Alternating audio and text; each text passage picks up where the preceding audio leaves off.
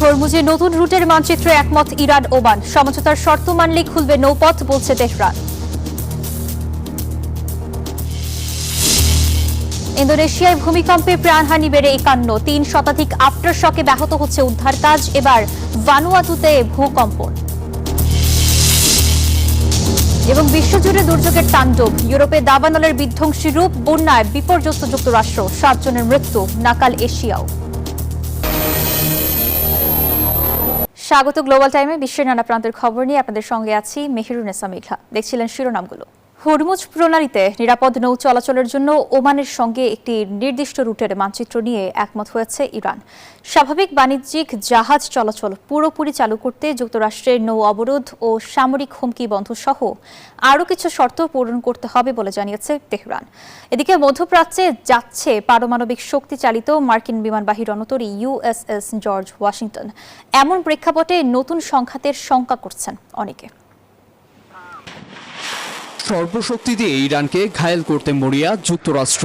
ক্ষমতা প্রদর্শনে এবার মধ্যপ্রাচ্যে যাচ্ছে পারমাণবিক শক্তি চালিত মার্কিন বিমানবাহী রণতরী USS জর্জ ওয়াশিংটন।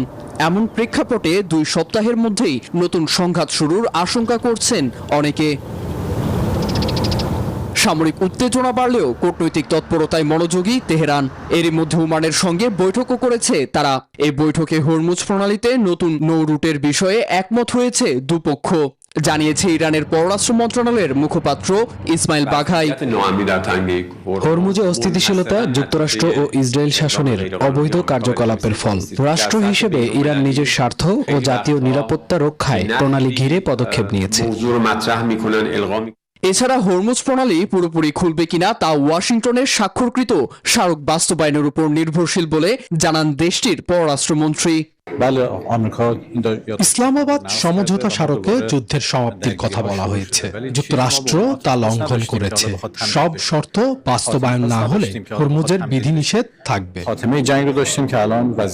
মার্কিন ঘাঁটিতে হামলার সময় কাতারের হাতে আটক 3 ইরানি পাইলটের বর্তমান পরিস্থিতি নিয়ে উদ্বেগ জানিয়েছে বিপ্লবী সেনারা, যদিও আটকের বিষয় নাকচ করেছে দোহা। নীরব দাস, নিউজ 24। আন্তর্জাতিক সকল আইনকে বৃদ্ধাঙ্গুলি দেখিয়ে সীমান্তবর্তী দেশগুলোতে নারকীয় আগ্রাসন চালাচ্ছে ইসরায়েল। যুদ্ধবিরতি লঙ্ঘন করে দক্ষিণ লেবাননে ইসরায়েলি অভিযানে প্রাণ গেছে 11 জনের। এর তীব্র নিন্দা জানিয়েছেন দেশটির প্রেসিডেন্ট জোসেফ আউন ও আরব লীগ। এদিকে সার্বভৌমত্ব লঙ্ঘন করে সিরিয়ার আল রাফিদ শহরের বেশ কয়েকটি বাড়িতে অভিযান চালিয়েছে IDF। সুবিশাল ভবন এখন কেবলই ধ্বংসস্তূপ। সাধারণ লেবানিজদের উপর চলা বর্বরতার পর এ দৃশ্য দক্ষিণ লেবাননের আনসার গ্রামের। গেল জুনে যুক্তরাষ্ট্রের মধ্যস্থতায় ইসরায়েল ও লেবাননের মধ্যে যুদ্ধবিরতির চুক্তি হয়। এরপর দফায় দফায় হামলা হলেও শনিবারের এই আগ্রাসনকে ভয়াবহ বলে উল্লেখ করেন স্থানীয়রা। এতে 3 শিশুসহ 2 নারীর প্রাণ গেলেও নিহতরা এক জ্যেষ্ঠ হিজবুল্লাহ কমান্ডারের পরিবারের সদস্য বলে দাবি IDF এর। এদিকে বর্বরোচিত আক্রমণের তীব্র নিন্দা জানিয়ে লেবাননের প্রেসিডেন্ট জোসেফ আউন বলেন, পরবর্তী দফার আলোচনা পণ্ড করতেই এই হামলা। আর বেসামরিকদের ওপর নেতানিয়াহু বাহিনীর হামলার জন্য হিজবুল্লাহকেই দায়ী করেন মার্কিন পররাষ্ট্র দফতরের এক মুখপাত্র। ইসরায়েলের এই তাণ্ডবকে সাধারণ মানুষের উপর সম্মিলিত শাস্তি বা কালেকটিভ পানিশমেন্ট হিসেবে অভিহিত করেন বিশ্লেষকরা। বার্ড কলেজের মধ্যপ্রাচ্য অধ্যয়ন বিভাগের সহযোগী অধ্যাপক জিয়াদ আবু রিশের মতে, যুদ্ধবিরতি লঙ্ঘনের কারণে জবাবদিহিতা এড়াতেই ইসরায়েলের এই বেপরোয়া হামলা। এদিকে সিরিয়ায়ও চলছে ইসরায়েলি দখলদারিত্ব। রাতের আধারে সিরিয়ার দক্ষিণাঞ্চলীয় আল রাফিদ শহরে বেশ কয়েকটি বাড়িতে তল্লাশি চালায় তারা। তীব্র নিন্দা জানান দেশটির প্রেসিডেন্ট আহমদ আল শারা। পাশাপাশি IDF কে দখলকৃত অঞ্চল থেকে সরে যাওয়ার আহ্বানও জানান। তথ্য বলছে 2024 সালের ডিসেম্বরে বাশার আল আসাদের শাসনের পতনের পর সিরীয় বাফার জোনের নিয়ন্ত্রণ নিজেদের কবজায় নিয়েছে ইসরায়েল। আফরিন মৌ, নিউজ 24। ইন্দোনেশিয়ার ফ্লোরেসে 7.7 মাত্রার শক্তিশালী ভূমিকম্পে প্রাণহানি বেড়ে দাঁড়িয়েছে 51 জনে।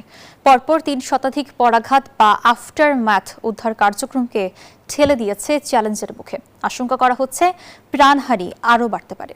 শনিবার উত্তর সুমাত্রায় আঘাত হানে 6.9 মাত্রার আরেকটি ভূমিকম্প। আতঙ্কে জুবুথুবু সাধারণ মানুষ, কেউ ছুটছেন পরিবারের নিখোঁজ সদস্যের খোঁজে, কেউ আবার আহত অবস্থায় ছুটছেন চিকিৎসার জন্য। 7.7 মাত্রার ভূমিকম্পে বিপর্যস্ত ইন্দোনেশিয়ায় এমন চিত্র সবখানে, বাড়ছে প্রাণহানি। কম্পনে ক্ষতিগ্রস্ত 2 শতাধিক বাড়িঘর সহ বিদ্যুৎ ও পানির অবকাঠামো।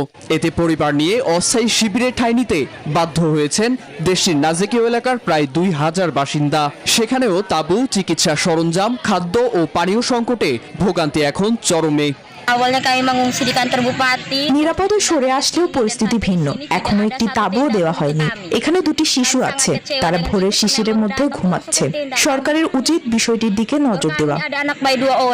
ভূমিকম্পের পর দেশজুড়ে আঘাত হানে 300 পরাঘাত, ঘটে ভূমিধস। এতে বেশ কয়েকটি সড়ক বন্ধ হয়ে ব্যাহত হয় উদ্ধার অভিযান।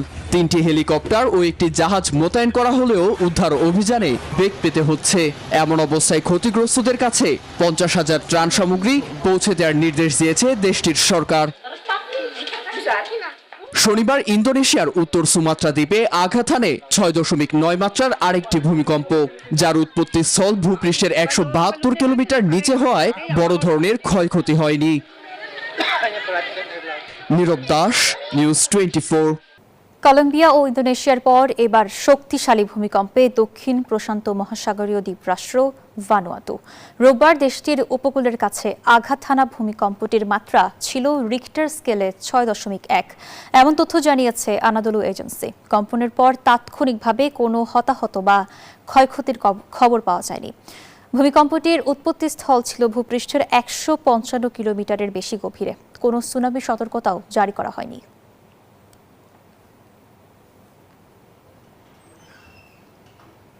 একদিকে দাবানলে পড়ছে ইউরোপ, অন্যদিকে বন্যার কবলে চীন ও ভারতের বিভিন্ন অঞ্চল। যুক্তরাষ্ট্রের ইন্ডিয়ানা অঙ্গরাজ্যে বন্যায় 6 জনের মৃত্যু হয়েছে। এদিকে হারিকেন লালার তাণ্ডবে বিপর্যস্ত হাওয়াই অঙ্গরাজ্য। যুক্তরাষ্ট্রের হাওয়াই অঙ্গরাজ্যে আঘাত এনেছে হারিকেন লালা। ফলে অঙ্গরাজ্যটির 42,000-এরও বেশি মানুষ বিদ্যুৎহীন হয়ে পড়েন। শক্তিশালী ঝড়ে 20 থেকে 25 ইঞ্চি পর্যন্ত বৃষ্টিপাত হয়। হাওয়াইয়ের বিভিন্ন সড়ক তলিয়ে যায় পানিতে। রাজ্যটির গভর্নর জানান 1 জনের মৃত্যু হয়েছে। ন্যাশনাল হারিকেন সেন্টার জারি করেছে প্রাণঘাতী পরিস্থিতির সতর্কতা। আমরা ওয়াইকিয়া হাই স্কুল আশ্রয় কেন্দ্রটি খুলেছি।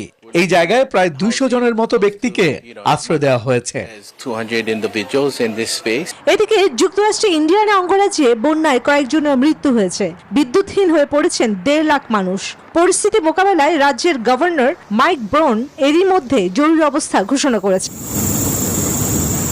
চীনেও ভারী বৃষ্টিতে বাড়ছে বন্যার শঙ্কা। ভেঙে যাওয়া বাঁধের অংশ মেরামতে মাঠে নেমেছে বন্যা নিয়ন্ত্রণ দল। ভারতের আসামে বন্যার পানি নামলেও দুর্ভোগ কাটেনি। অন্যদিকে দাবানলে পড়ছে ইউরোপ। ফ্রান্স, বেলজিয়াম ও ক্রোয়েশিয়ায় বিস্তীর্ণ এলাকায় ছড়িয়ে পড়ছে আগুন। বেলজিয়ামের ইতিহাসে সবচেয়ে বড় দাবানল নিয়ন্ত্রণে সেনাবাহিনীর সঙ্গে কাজ করছে জার্মান দমকল কর্মীরা। ফ্রান্সে আগুন নেভাতে সহায়তা করছে অস্ট্রেলিয়ার দমকল হেলিকপ্টার। চন্দ্রা, নিউজ 24। জিম্বাবুয়ের লেক কারিবায় ফেরি দুর্ঘটনায় মৃতের সংখ্যা বেড়ে 72 জনে দাঁড়িয়েছে। শনিবার হ্রদটি থেকে আরও 25টি মরদেহ উদ্ধার করা হয়েছে, এমন তথ্য জানিয়েছে রয়টার্স। নিখোঁজদের সন্ধানে অব্যাহত রয়েছে উদ্ধার অভিযান। গত মঙ্গলবার উত্তাল ঢেউয়ের কবলে পড়ে অতিরিক্ত যাত্রী বোঝাই একটি ফেরি উল্টে গেলে এই দুর্ঘটনা ঘটে। এখন পর্যন্ত পাওয়া তথ্যে 77 জনকে জীবিত উদ্ধার করা হয়েছে। হাঙ্গেরির পূর্বাঞ্চলে একটি বাস দুর্ঘটনায় 12 জন নিহত হয়েছেন, আহত হয়েছেন অন্তত 10 জন। রোববার ফেসবুক পোস্টে এ তথ্য জানান দেশটির প্রধানমন্ত্রী পিটার মাগিয়ার। রয়টার্স জানায়, রাজধানী বুদাপেস্টের প্রায় 140 কিলোমিটার পূর্বে পোল্যান্ডের নিবন্ধিত বাসটি ছিটকে খাদে পড়ে উল্টে যায়। এতেই ঘটে হতাহতের ঘটনা। রয়টার্স জানায়, বাসটিতে 57 যাত্রী ও 2 চালক ছিলেন। পুলিশের প্রাথমিক ধারণা, চালক ঘুমিয়ে পড়ায় নিয়ন্ত্রণ হারিয়ে দুর্ঘটনাটি ঘটে। দুর্ঘটনার কারণ অনুসন্ধানে তদন্ত চলছে। আর এই ছিল গ্লোবাল টাইমের এখনকার আয়োজনে। এতক্ষণ সঙ্গে থাকার জন্য ধন্যবাদ।